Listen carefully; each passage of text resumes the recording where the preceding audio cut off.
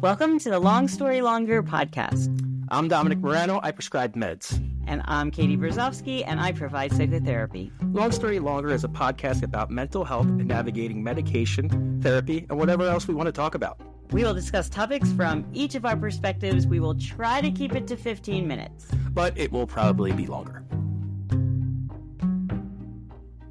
Hello and welcome to the Long Story Longer podcast. My name is Dominic Marano. I am a family and psychiatric mental health nurse practitioner. I own my own psychiatric practice and I have a doctorate in the nursing practice. I've been in healthcare for over 20 years and more recently into mental health. I'm Katie Brzozowski and I'm a licensed clinical social worker and I have a doctorate in clinical social work. And I own a private practice, and I've been in the mental health profession for over 25 years. So today we're going to talk about political anxiety. This is a topic that's been buzzing around. We have so much information that comes to us every day. It's hard to avoid. People are experiencing this in different means and measures. What I'm going to do today is talk about diagnosis and medication applications, and Katie will talk about psychotherapy and behavior modifications and focus on interpersonal relationships. She also runs a psychoeducation group that meets and discusses, the challenges of things that are going on, gives psychoeducation and helps everyone through this. It's a difficult time. The purpose of this conversation is not to take sides. Neither of us want to do that. We think that people who are on both spectrums of politics are experiencing stress and anxiety. And we just kind of wanted to, talk about those things and from each of our perspectives. As always, that's what we intend to do on Long Story Longer, is to talk about many issues, including political anxiety. Dom as a prescriber and looking at these issues from psychiatry, and me as a therapist looking at the issue of political anxiety from a therapist perspective. So the background of this, everything's relatively new. We experienced some political anxiety before, and I think everyone's kind of had it to some degree, but it just seems hyperbolic now. Basically, for me, political anxiety is just a nuanced form of anxiety. It's based around kind of a situation. So in mental health, I like to look at things in three manners. One, biochemistry, or neurotransmitters.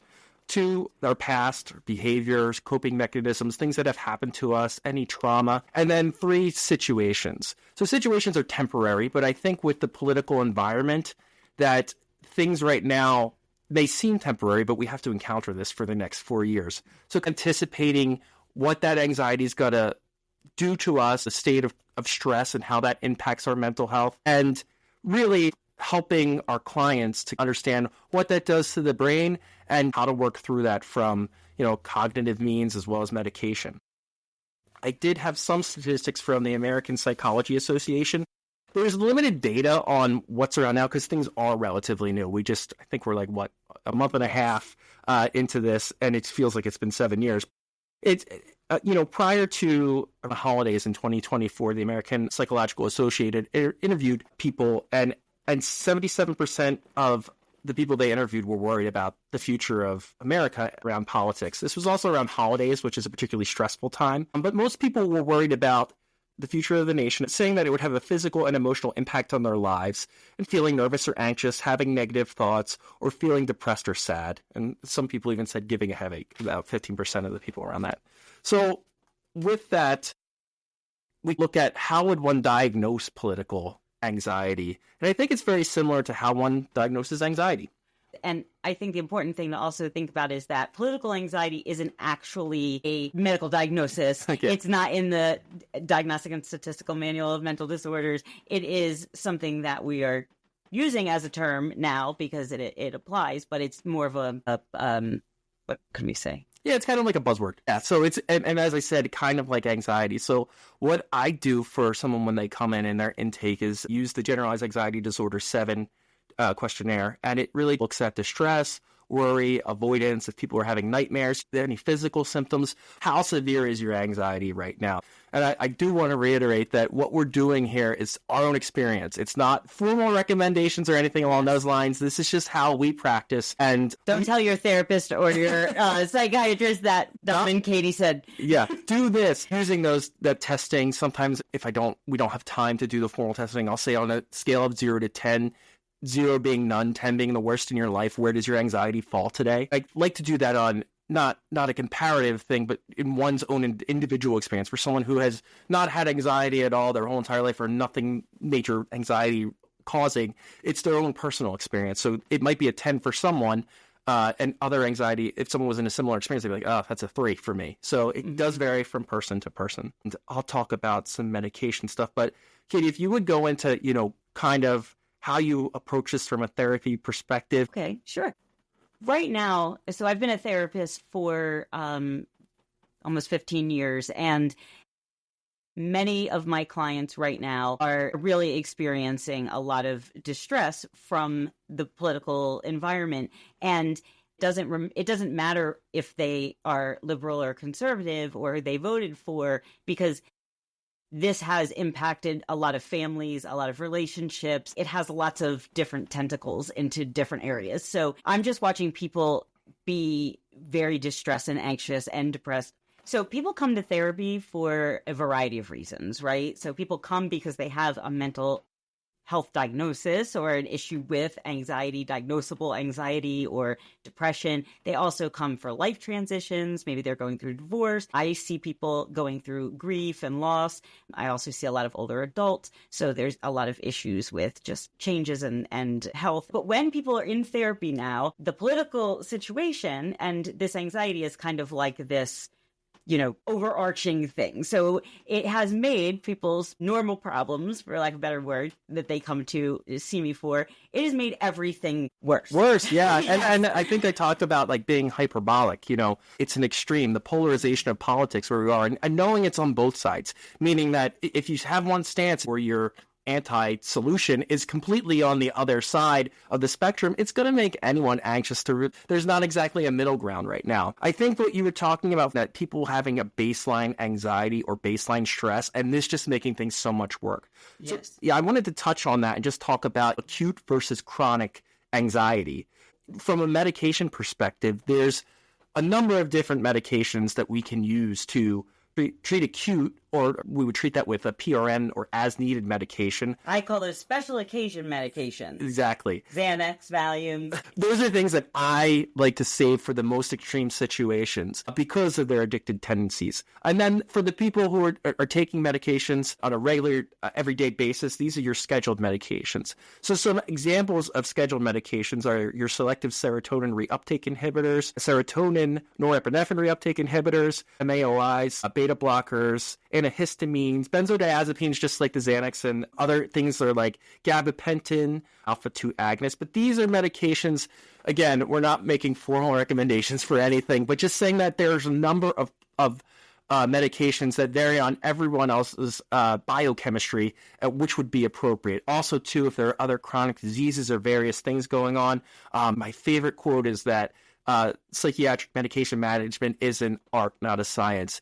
And I think we were talking about diagnosis, and there's not exactly a cookie-cutter diagnosis for everyone's anxiety. And some people may only experience anxiety during this political situation. That may be the only arena in which they experience it. It would be rare, but idea being that we look at these diagnoses, and I look at it from a place of they can be guidelines for us in which medications we choose or which types of therapy that we use, but lends itself into the place of what are our goals of treatment. So using medication is to reduce both your baseline and your acute anxiety, your chronic or acute anxiety. So like I said, the scheduled medications that you would take, any of the categories, mostly the standard is to start off with an SSRI or a selective serotonin. What are some examples of those? Those would be like Lexapro or Prozac, or just standard ones that you see commercials from all the time. They have a myriad of side effects, and that's another reason to consider various medications. There's maps and ways we can use genetic psychotropic testing to steer that, but otherwise it's usually just a crapshoot, and you try and see what works. I think you kind of get the art is getting a feel for someone and having them identify the biggest part of their anxiety. Some people are like, hey, I can't sleep. Well, and that's tethered within the whole umbrella of anxiety symptoms.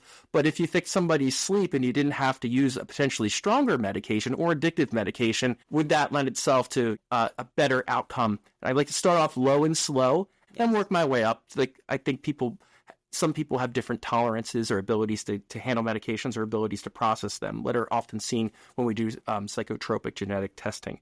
So in terms of goals, whatever scale I started off with, I try to stick with. If I can't, I like to use on the scale of 0 to 10, 0 being none, 10 being the worst. Where's your anxiety fall? Just to see, are we making improvement? The other thing that I do is just look at the lived experience. If someone can't say, well, I don't know if it's better or worse, you look how they're functioning. If your function is impaired, it's difficult to live your everyday life, am I going to prescribe something and is it going to help? And looking at that as a whole, not just numerics, but the lived experience, is it better or worse or the same? Right. And I think that, well, when I see clients are on SSRIs, and I think that, do you see that a lot of primary physicians will prescribe those? So I feel like they're not necessarily, they seem like the more general ones, and that's good, but maybe if that's not working. Yeah, primaries initiate the medication, and then when it gets complicated, they pursue someone who has experience with psychiatric medication. Right. A lot of my clients are on those, like those, because they're easy to prescribe, and that's fine.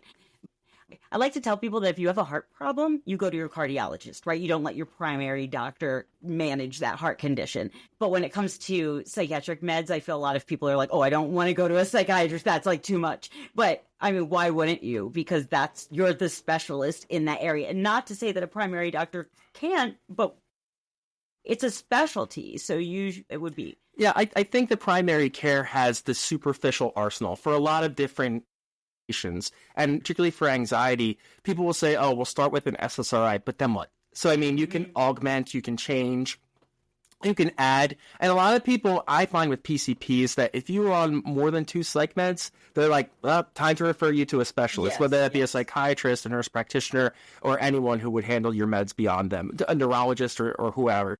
Your therapist should be paying attention to that, and they should be referring you.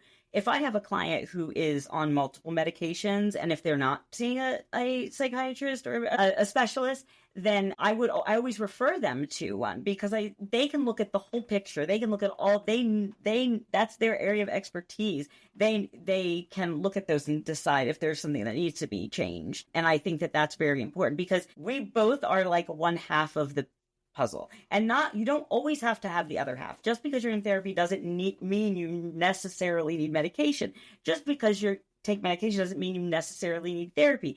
But there are many situations, I would argue, that you need both, and so we should be considering both of these angles. Yeah, and I think that having a knowledge base of the treatment, like I think you've even mentioned to me before, like, hey, I don't think someone's SSRI is working. Would you, in the hospital, we'd call it broaden their coverage, more or less. So kind of having an awareness, you and I have talked with political anxiety, either using cognitive behavioral therapy or ACT therapy. Can you explain that to everyone, and why would you use one versus the other, and examples of how they're applicable to this? Sure. Well, because people are very, very heightened and anxious, and there's so much news and people are getting very upset. CBT, I'm guessing everybody has been hearing about CBT, but maybe not everybody understands it completely, which is fine. So CBT is cognitive behavioral therapy. And I think the best way to describe this is with an example. CBT is basically, we're looking at things as a chain, and then we look at where in that chain is there a place where we could maybe tweak it so we don't have the same feeling or behavior. So you have the event first, and then you have the thought about the event, and then you have the feeling and the behavior after that. So if Dom were to come in today and he comes in and he throws his bag down and he just runs to go get a drink of water, not alcohol, but maybe alcohol. But so you run and you go get a drink, and now that's the event, right? Neutral. That's just what happened. Now I have, at this point, to formulate a thought about that event. I could think anything. What can I think about that? You could think that I'm mad at you. Yes.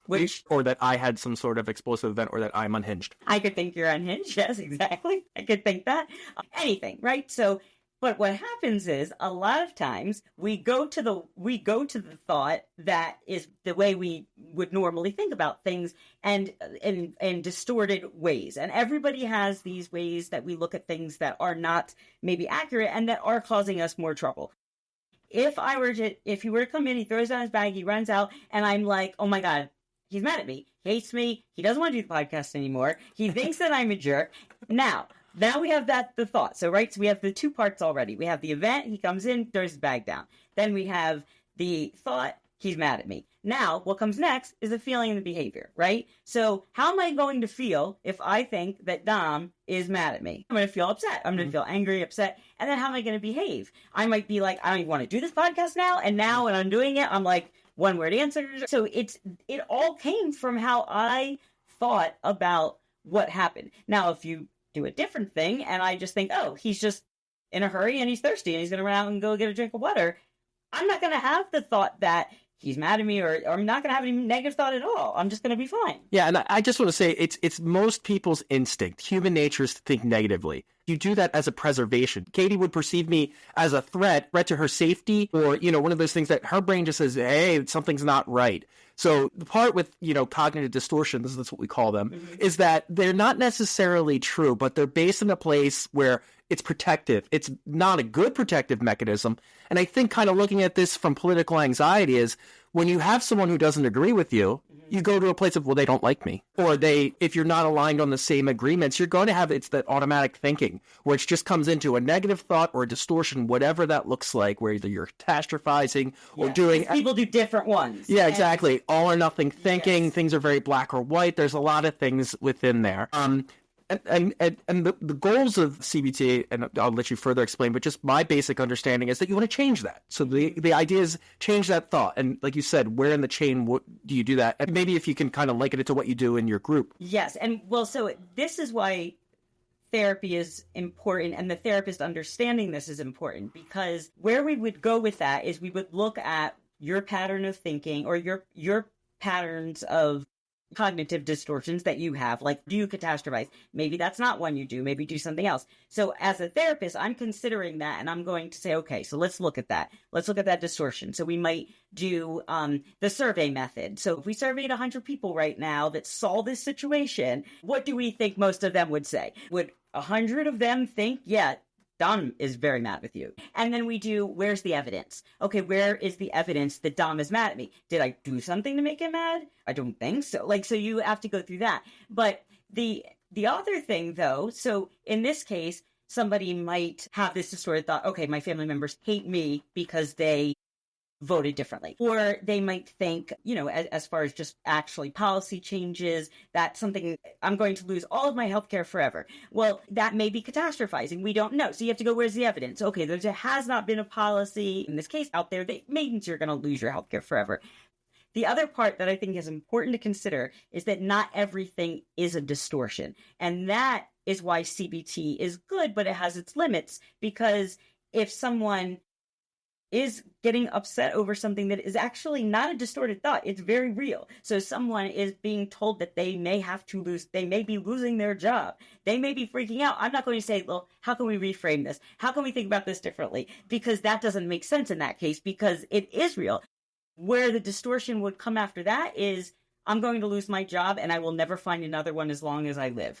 Then now we have a distortion. Now I can work with that. Okay, yes, you're going to lose your job and that sucks. We'll deal with that. But the distortion now is you're never going to find another one. Yeah, it's kind of like almost like when you think in absolutes. Yes. I mean, and that's something to where, CBT is very useful. I think you hit the nail on the head in saying that weighing the evidence is that just finding out, is this fact that I'm basing my feeling off of? Yes. Or is this me just being negative, going to that automatic thinking, catastrophizing, all or nothing, black or white, fortune telling, mind reading, a number of different things that fall in there. So I liken like CBT to a place of change where you can change something.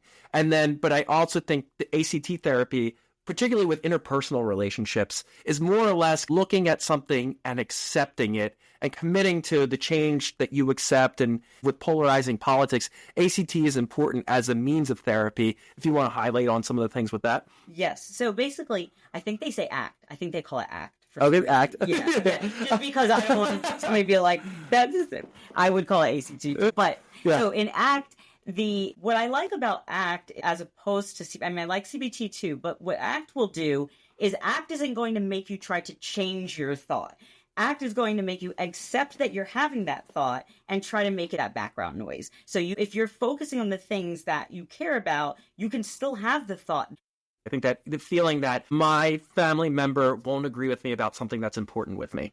Yes. So that may be just an accurate thing and a sad thought, or that our relationship is fractured now. Mm-hmm. And that's sad. And that might not be something that we're trying in therapy or with medication that we're trying to change. The relationship might actually be fractured, and that just might be a sad thing. So what we might be doing then is trying to cope with that. And when you are doing something one day, you just have these feelings, or you're very sad and you think, oh my gosh, this relationship fractured.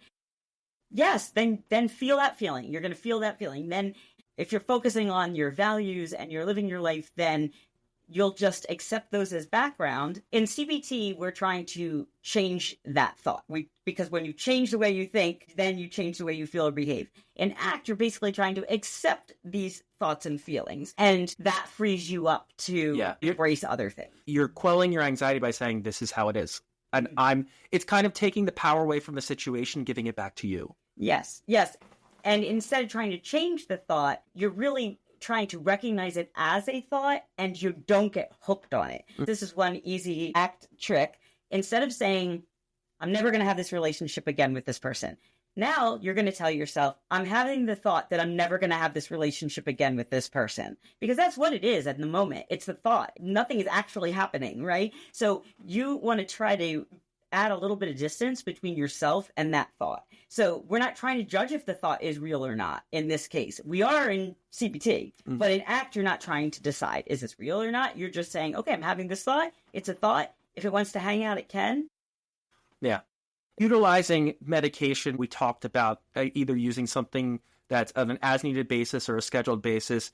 I think that we're in this for the long haul. I've been starting people earlier on medication than I normally would. Usually you wait a good 3 to 6 months for someone to have persistent feelings. But I know it's kind of fortune telling, but if we have the foresight that a situation we know is not going to change, if we're going to be scared from the political environment, it's going to cause us anxiety. I start sooner rather than later. And I think Katie and I have a similar opinion in that you don't have to choose therapy or medication, but the combination of both of them in literature, both addresses the biochemistry, it addresses the past and behaviors, and it addresses the situation, which, as I kind of alluded to, I think the situation is going to become more of a chronic stressor than something that just, instead of just going away after a little bit of time. Yes, which actually leads to some ideas of what you can actually do behaviorally. I know everybody wants to stay up on what's going on, and you certainly want to be informed, but we all know people that are spending way too much time online and looking at everything and getting every bit of information. And we're not telling you not to look at information, but you also want to try to limit it so you are not making your anxiety and depression. Yeah, I think the media has taken a stance on things where they want ratings. So ratings come from fear-mongering. Mm-hmm. A lot of times we're in a place now where someone who's just reporting the news without bias, it's kind of boring. But I wish that wasn't the case right now. But, like you said, I always talk about filling your cup or filling your tank. If you know that you're going to encounter stressors, even with medication, like I use propranolol as an example for public speaking. People get very anxious about that. But I've also recommended people take propranolol before they go to a family event where they're going to have political charged conversations. So at least they can cope with their physical manifestation of anxiety, incorporating that. And then even in that instance too, limiting there, like, hey, I can only go to this family event for an hour max before the politics start coming out. And I know I'm going to, lose it. I'd like to use this example because I have someone who's pretty sound in herself and knows that, politics is what it is.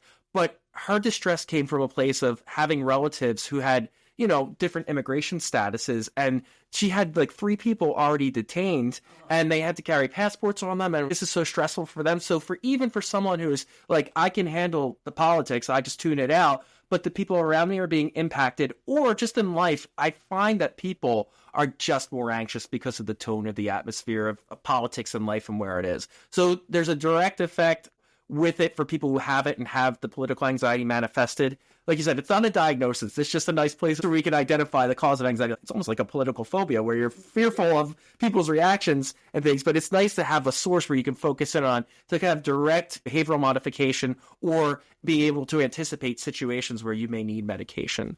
So I think to kind of summarize where we are, we may have gone over, and that's why it's called Long Story Longer. Because sometimes we get excited and talk about things.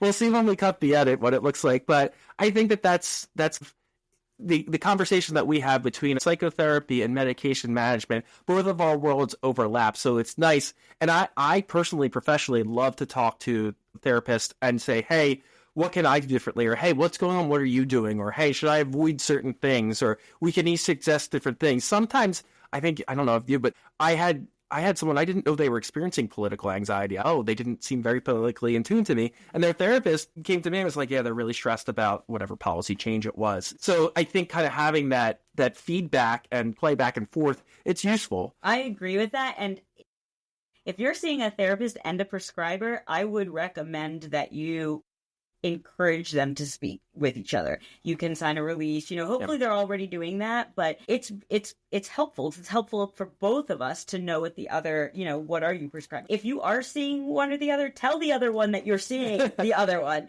because it's just helpful for us to know that there's something else on board. Yeah, I ask my clients every time, hey, are you still seeing your going to talk therapy or one of those things? And you'd be surprised how many people are like, oh, I stopped 2 months ago. Same with me. I'm like, oh, how's the medication? You're still going to be like, oh yeah, I stopped taking that. Or, I've been cutting it in half. And then I'm like, please don't make those decisions. Yeah. Well, I mean, and even if you make them, just make someone aware of them. I never penalize any patients for saying, hey, I want to do this. We discuss if it's safe or not, even if it's a suggestion for a new med or coming off of meds. But particularly for political anxiety, we don't anticipate this going away soon. So hopefully everyone got some insight out of that, or at least found some entertainment from our antics.